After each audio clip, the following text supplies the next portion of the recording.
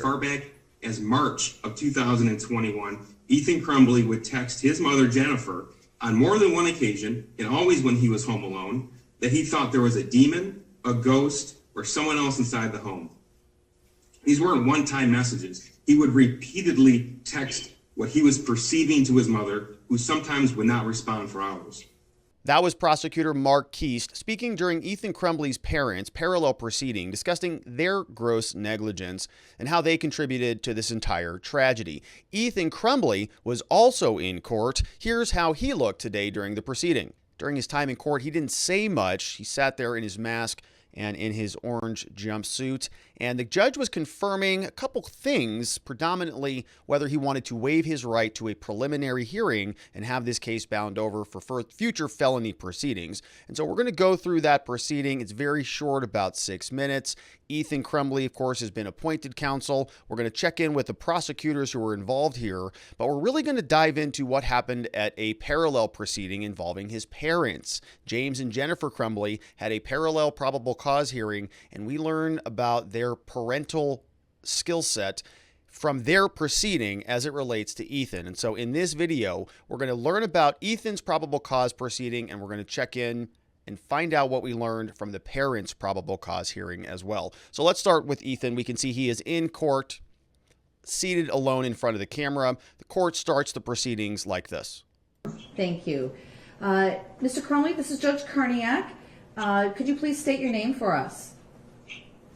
Robert Gouveia. Mr. Crumbley, if any time you cannot hear or understand myself or any of the parties to the proceeding, will you please let the court know?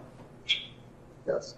And we're handling this proceeding today remotely instead of in person at the courthouse. Is that with your consent, Mr. Crumbley? Yes. Okay, great. So this is the date and time scheduled for a probable cause conference.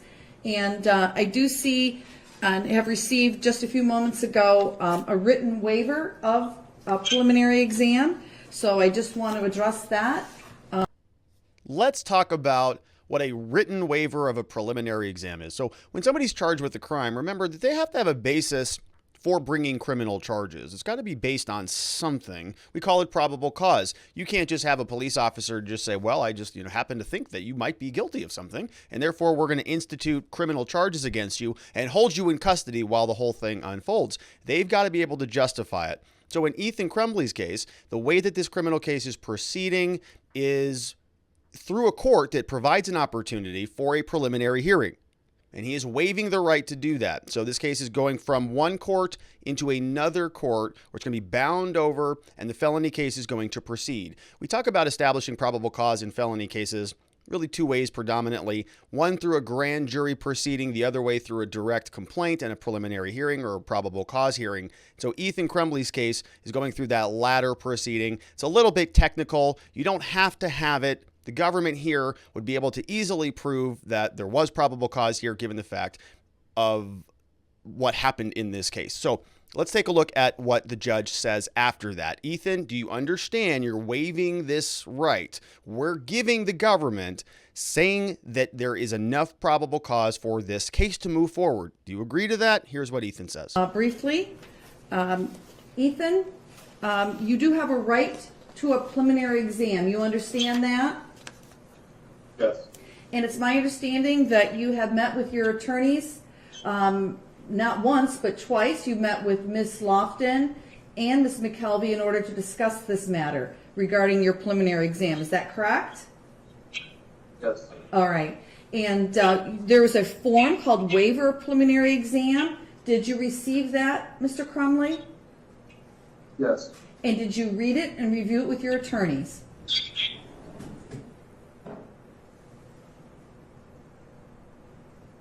I'm sorry, I didn't hear that. Did you read that form and review it with your attorneys?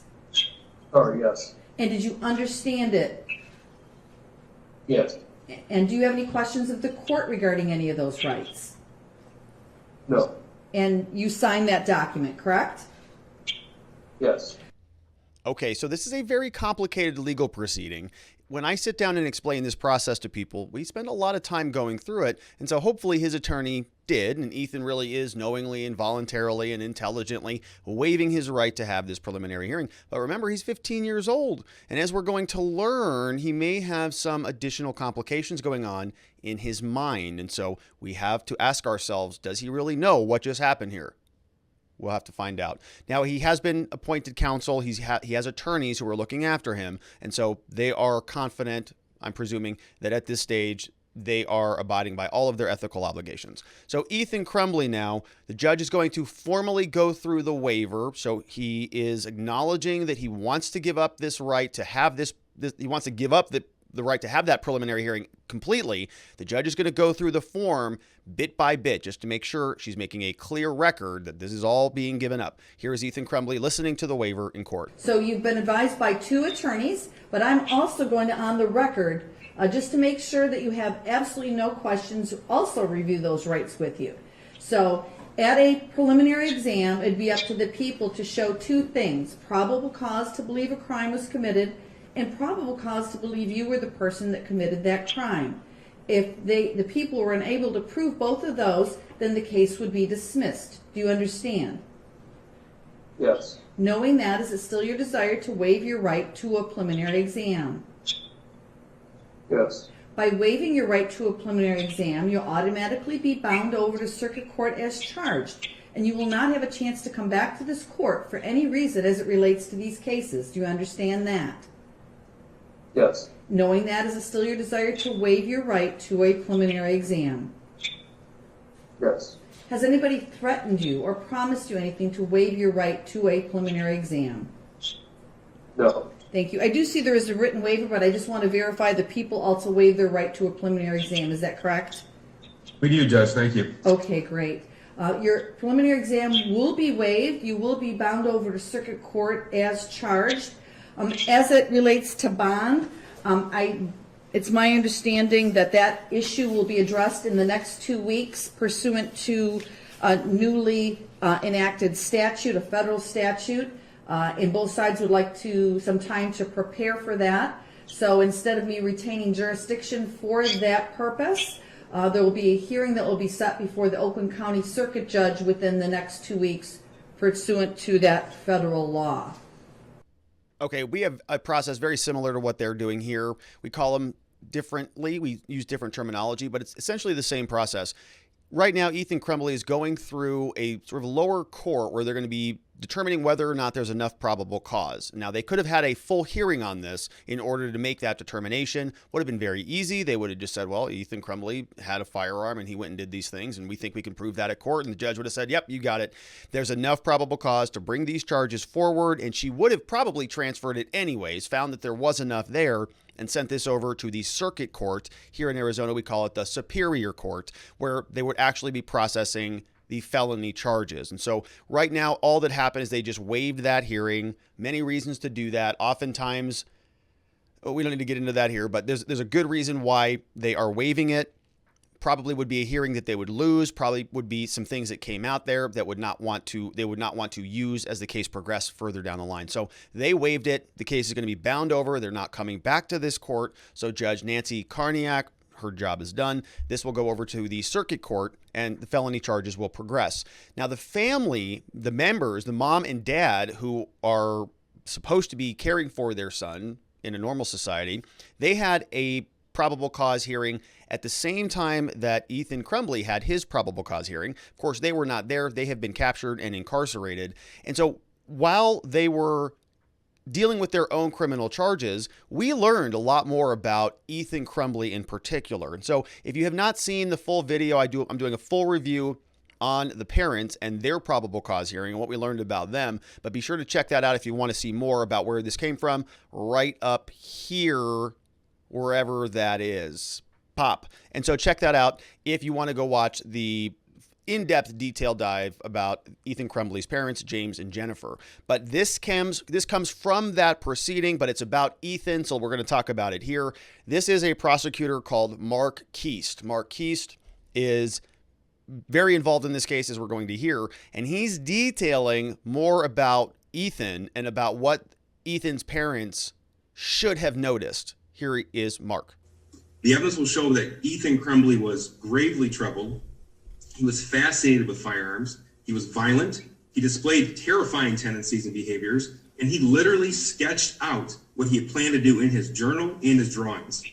Even a cursory review of the forensic examination the cell phone seized showed that the negligence on the part of these defendants and their failure to perform their duties to their parents far perceived November the 30th. Okay, literally sketched out what he was going to do in his journal, and this was something that his parents, says the prosecutor, should have been aware of. They should have known about this. And many people might say, well, it's a journal. Parents shouldn't be going and reading their children's journals, and they shouldn't be going and sort of, peering through their personal private materials. He's 15, he's a boy, 15-year-old boys are complicated. And so you want to give him a little bit of privacy.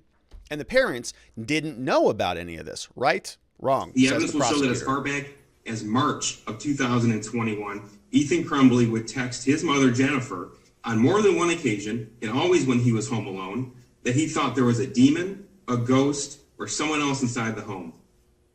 These weren't one-time messages. He would repeatedly text what he was perceiving to his mother, who sometimes would not respond for hours.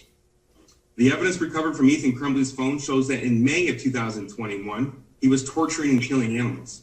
He did this at the family home. He filmed himself doing it. That film was on his phone. Not only did he film those actions, but he kept the severed head from a bird that he had tortured and mutilated in a jar in his room for 6 months. That's not good. In a jar in his room for 6 months. Very problematic things happening around the family home. He's got a mutilated head in a jar in his bedroom. Presumably, mom and dad have gone in the bedroom, should have seen something like that, and done something about it.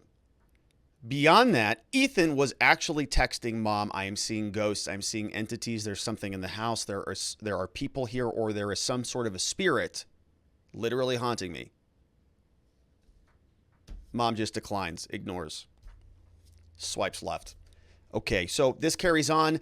Ethan was so concerned about this type of activity taking place in schools, and he was searching for it so frequently that he started getting served ads about his mental health. Here's Mark Keast.